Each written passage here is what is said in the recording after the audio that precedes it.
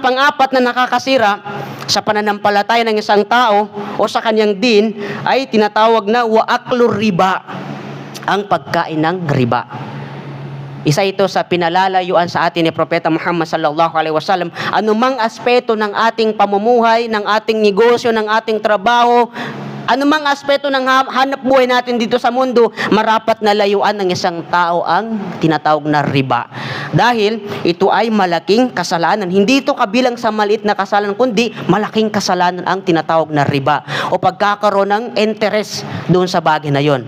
Pagtubo ng malaki doon sa kanyang negosyo, doon sa kanyang pera na pinapautang, yan ang tinatawag na riba at napakalawak na usapin ang tinatawag na riba at yan ang hindi natin matatalakay, pero pinapaiwasan sa atin ang Rasulullah sallallahu alaihi wasallam anumang aspeto ng buhay na pamumuhay natin na may naaangkop na riba, dapat nalayuan natin to sapagkat ito ay kabilang sa malaking kasalanan kay Allah subhanahu wa ta'ala.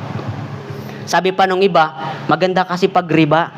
Bakit? Pag hanap buhay mo ay riba ay mabilis. Mabilis kang yumaman eh. Sini-shortcut mo yung hanap buhay mo eh. Madaming ganun na mga tao eh. Kahapon lang, halos kapantail natin sa pamumuhay, pero isang kisap mata dahil sa illegal na hanap buhay, parang tumalo ng napakalayo. Subhanallah. Kasi mabilis daw eh.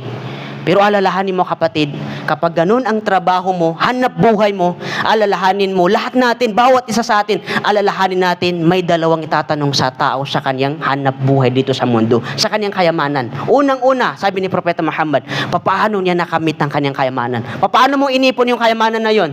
Hindi ba galing sa riba? Hindi ba galing sa haram? Hindi ba galing sa nakaw? Itatanong sa tao yun. Pag may tanong sa tao yung sabi ng Rasulullah, tatanungin siya kung paano naman niya ito ginastos. Wala kang tatakasan eh.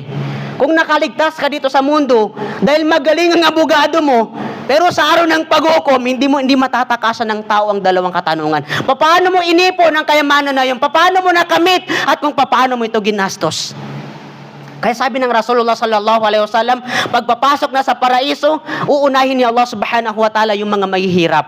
Bakit uunahin? Kasi yung mga mahihirap, wala silang kayamanan eh. Wala nang itatanong sa kanila na dalawang questions.